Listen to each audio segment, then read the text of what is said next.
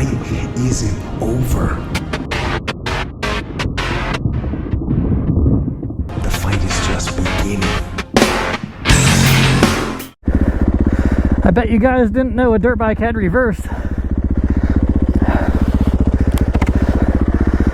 If I fall over, not a big deal. I've got a giant blanket around me. Blanket of snow. What's going on, guys? This is Carl, the Racerred channel.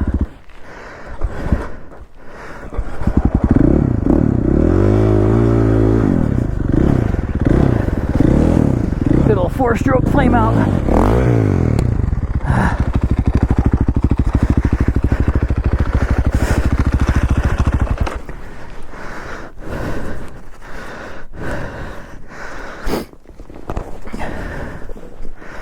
Well, I covered my goggles just then.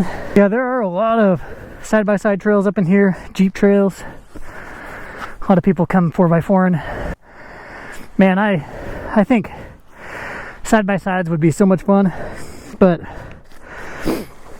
they are expensive to get into, and also it'd be hard to trailer those things around. And I'm not anti side-by-side, that's for sure. I think they're cool. It's just, there are some things that I don't like about them and about the idea of them. One of those is out here in nature, it's very dangerous, and a side-by-side you can drink and drive pretty easily, and most people do. I would say probably 9 out of 10 people get drunk while they're driving side-by-sides. And they're blasting through the forest, on Forest Service roads, on the wrong side of the road, going 60, 80 miles an hour. And that's not good.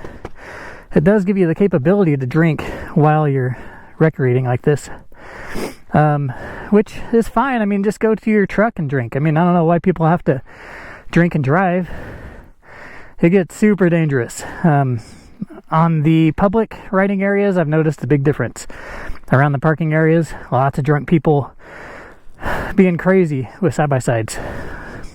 And that's not the side-by-side's fault. That's just the nature of the side-by-side being so easy to operate, is people do it drunk. Another thing is the nature of side-by-sides is that they are so easy. And a beginner can get in there and just push the button, and he looks like a pro until he doesn't. And when he doesn't, oftentimes he dies. You'll see side-by-sides going off the side of mountains, ledges, all kinds of stuff.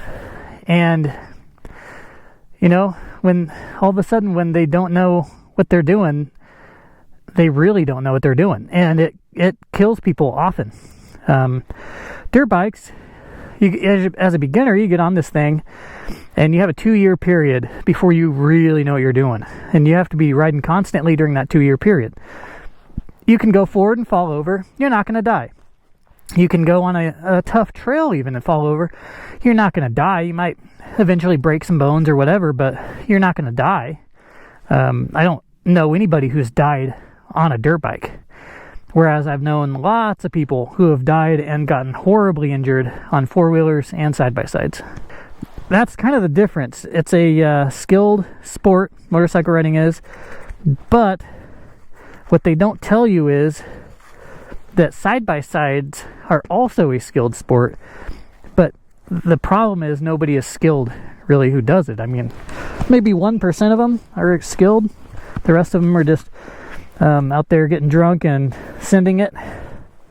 So yeah, I don't have anything against side-by-sides by any means, but the idea of side-by-sides is awesome. It's just the nature of the machine makes it so easy to access by so many people. You have older people doing it, which is great. In fact, I trust those guys, the seniors doing it. Where it gets problematic is when younger people just hop in there and get drunk and start doing crazy stuff, because there is traffic out in the mountains, and you can't have people just flying down Forest Service roads, because there are intersections with trails all over the place, and just in general you're gonna run into people eventually. probably literally run into people.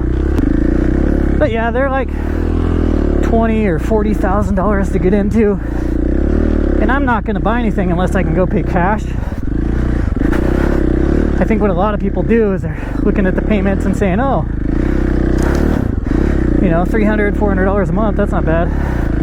Yeah, for the rest of your life, pretty much.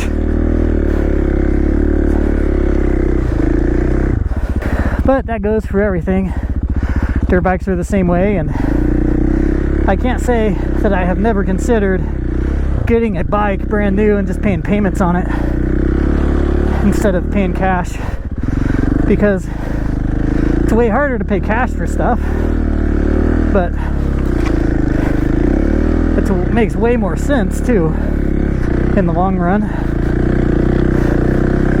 But yeah, you can ride a brand new bike for whatever, $150 a month. I think it's probably about what you would pay. Oh,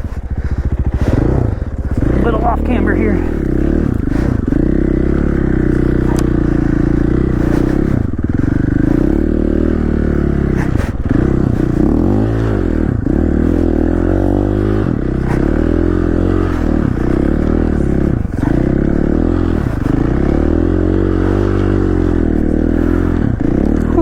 I'm a little bit tired. This is where things get squirrely, when I'm tired. Imagine doing 100 miles of being tired. That's essentially what a race is. My skill level drops significantly during a race. I think it was Bob Hanna that said he wasn't the fastest rider. He just realized that everybody else was getting tired, so he started a training regiment so that he wouldn't get tired, and eventually he was just outlasting everybody. Alright, I'm gonna make sure that my radiator is cleared and that I'm not overheating. It doesn't appear so, but I want to make sure that I don't have any major ice over here, which it looks like I've got plenty. Alright, catch you guys on the next section. Peace. Alright guys, I just wanted to give some of my Patreon supporters a shout out. I really appreciate them. Yucky Don't Eat is my newest one.